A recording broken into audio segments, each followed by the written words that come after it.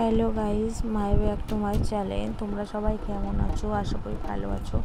আমিও ভালো আছি। তো তোমরা দেখতেই পাচ্ছ, এখন আমি চলে যাচ্ছি নারায়ণ মহারাজের মন্দিরে, তোমাদের দর্শন করাই।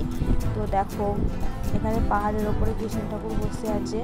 তারপরে দেখো গরু ইত্যাদি মূর্তিও দাঁড়িয়ে আছে।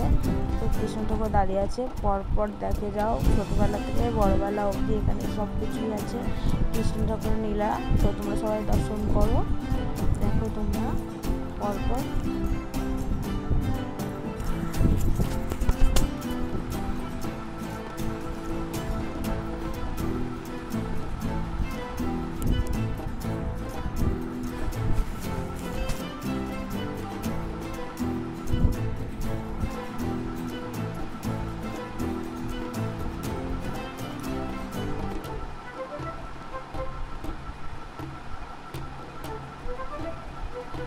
এখানে যে তোমরা আসতে চাও, তো এখানে হলো গিয়ে ব্রিজের উল্টো দিকে মন্দিরটি আছে। তো দর্শন যদি করতে চাও এখানে আসবে নবদ্বীপে। আর তোমাদের যদি ভালো লেগে থাকে সাবস্ক্রাইব করে দিও, লাইক এবং কমেন্ট অবশ্যই করে দিও, শেয়ারটাও করে দিও।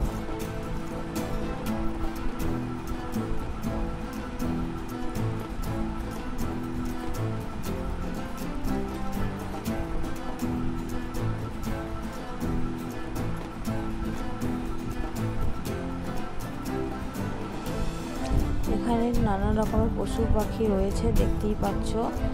নিমাইয়ের পাশে দাঁড়িয়ে আছে, তো নিমাই হাত তুলে দাঁড়িয়ে আছে। হরে কৃষ্ণ কৃষ্ণ কৃষ্ণ হরে হরে। এরপর চলে যাচ্ছি, দেখো সখীরা সব বসে আছে, কিছু দাঁড়িয়ে আছে। তো রাধা কৃষ্ণর কাছে তোমরা দেখতেই পাচ্ছ। এরপর দেখো এখানে নৃত্য হচ্ছে, কিছু বসে কিছু দাঁড়িয়ে রাধা কৃষ্ণ দলছে। তো এখানে সেই জন্য নৃত্য হচ্ছে, দেখতেই পাচ্ছ তোমরা সবাই। এবার তার পরের মূর্তিগুলো চলো দেখবে, চলো।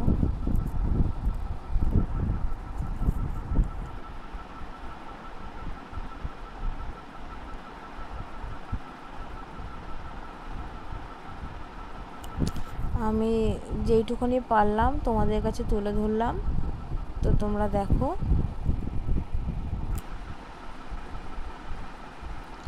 এটা গোপাল তার মা বেঁধে রাখছে গোপালকে।